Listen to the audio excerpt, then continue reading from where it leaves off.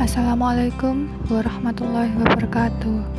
Kami dari kelompok 3 akan menjelaskan tentang aliran sosialis dalam sejarah teori ekonomi. Pertama, pengertian aliran sosialisme. Sosialisme berasal dari kata societas, bahasa Yunani yang berarti masyarakat. Dari sini dapat dikatakan bahwa sosialisme adalah paham yang lebih mengutamakan kepentingan masyarakat, namun bukan berarti altruisme ataupun kolektivisme. Sosialisme dalam arti gerakan dan paham adalah meliputi segala aspek kehidupan. Kedua, latar belakang munculnya aliran sosialisme. Sosialisme muncul di akhir abad ke-18 dan awal abad ke-19 yang berawal dari pergolakan kaum buruh industri dan buruh tani berdasarkan prinsip solidaritas dan memperjuangkan masyarakat egalitarian, yang dengan sistem ini menurut mereka dapat melayani masyarakat banyak ketimbang hanya segelintir elit. Secara umum, gerakan sosialisme terjadi sebagai reaksi dari perubahan ekonomi dan sosial yang diakibatkan oleh revolusi industri.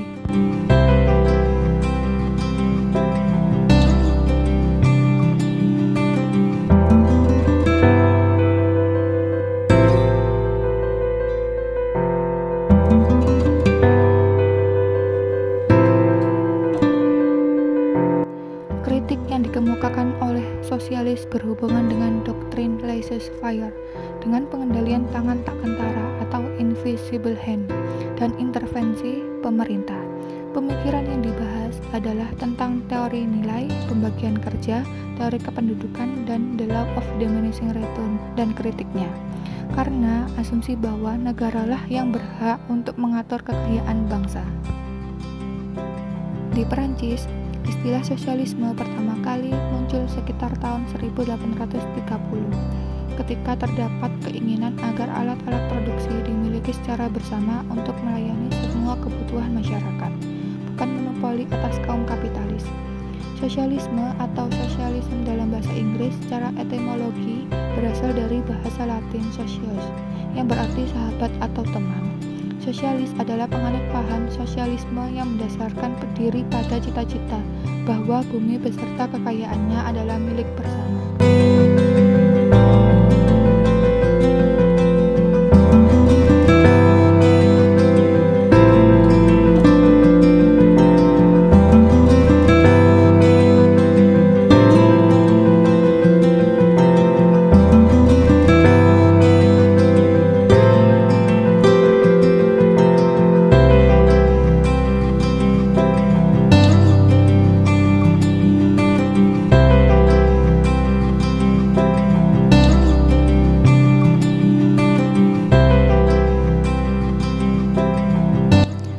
Ketiga, inti pemikiran ekonomi aliran sosialisme. Para pemikir sosialis biasanya dijuluki kaum utopian sosialis, seperti de Saint-Simon, Charles Fourier, dan Robert Owen. Mereka lebih moderat dalam artian tidak terlalu mengedepankan pertentangan kelas dan perjuangan kekerasan, tetapi mengedepankan kerjasama daripada kompetisi. Saint-Simon berpendapat bahwa negara yang harus mengatur produksi dan distribusi, sedangkan Fourier dan Owen lebih mempercayai bahwa yang harus berperan besar adalah komunitas kolektif kecil. Karena itu kemudian muncul perkampungan komunitas atau communistic settlement yang menjadi cikal bakal berdirinya konsep koperasi saat ini, dan kemudian mulai berkembang di beberapa tempat di Eropa dan Amerika Serikat seperti New Harmony di Indiana dan Brook Farm, Massachusetts. Setelah kaum utopian ini, kemudian muncul para pemikir yang ide-idenya lebih ke arah politik. Misalnya Louis Blanc. Blanc sendiri kemudian menjadi anggota pemerintahan provisional Prancis di tahun 1848. Keempat, nama-nama tokoh. Perkembangan pemikiran ekonomi aliran sosialisme menjadi dua bagian, yaitu A. Sosialis utopis. Sosialisme utopis merupakan sebuah istilah untuk mendefinisikan awal mula pemikiran sosialisme modern. Istilah utopia atau utopis sendiri sebenarnya berasal dari bahasa Yunani antara potongan kata ou yang berarti tidak dan topos yang berarti tempat. Maka yang dimaksud dari utopis atau utopia adalah tempat yang adanya hanya dalam angan-angan atau negeri antah berantah.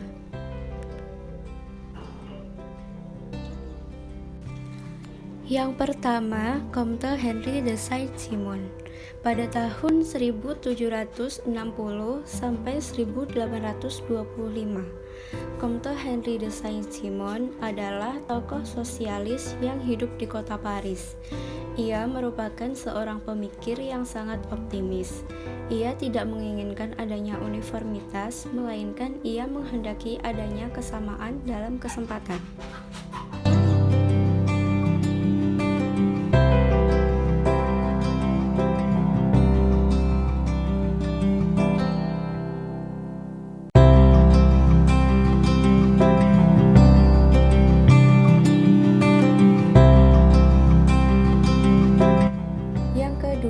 Carlos Fourier pada tahun 1772 sampai 1837.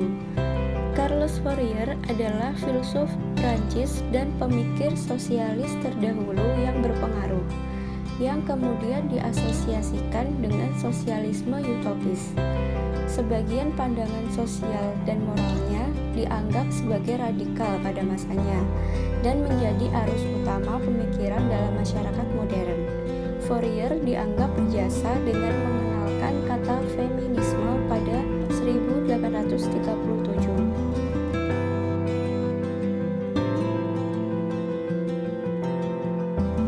Yang ketiga, Robert Owen pada tahun 1771 sampai 1858. Robert Owen adalah pemikir utama sosialisme utopis. Dia adalah seorang pelaku bisnis sukses yang menyumbangkan banyak laba dari bisnisnya demi peningkatan hidup karyawannya. Dia dianggap sebagai bapak gerakan koperasi.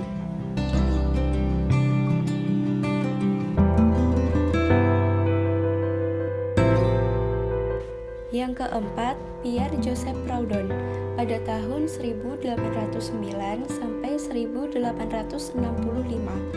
Pierre Joseph Proudhon merupakan seorang pakar ekonomi berkebangsaan Prancis dan juga seorang filosofis sosialis, dan merupakan orang yang pertama kali menyebut dirinya sebagai seorang anarkis sekaligus salah seorang pemikir anarkis yang pertama.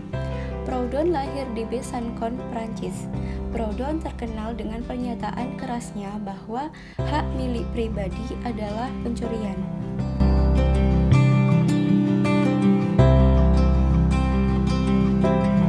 Yang kelima, Louis Blanc pada tahun 1811 sampai 1882.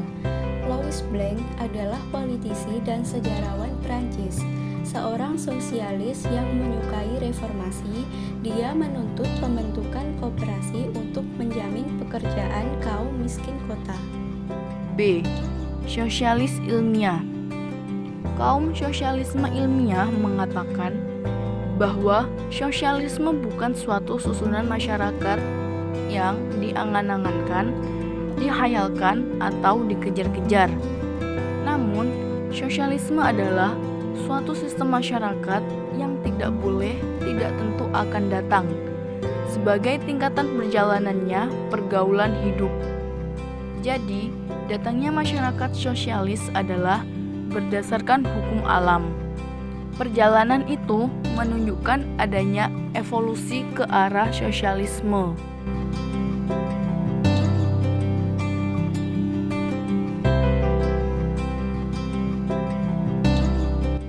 Tokoh sosialis ilmiah yang pertama, Karl Marx pada tahun 1818 sampai 1883.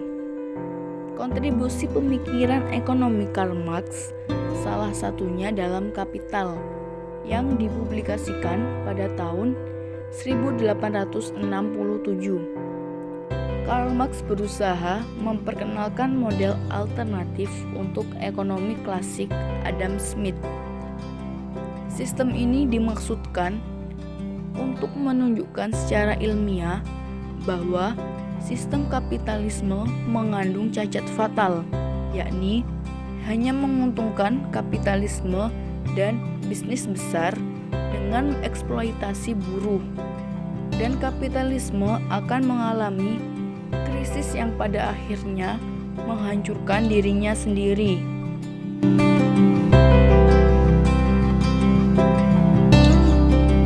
Yang kedua, Friedrich Engels pada tahun 1820 sampai 1895. Friedrich Engels mempunyai banyak sekali profesi selama hidupnya.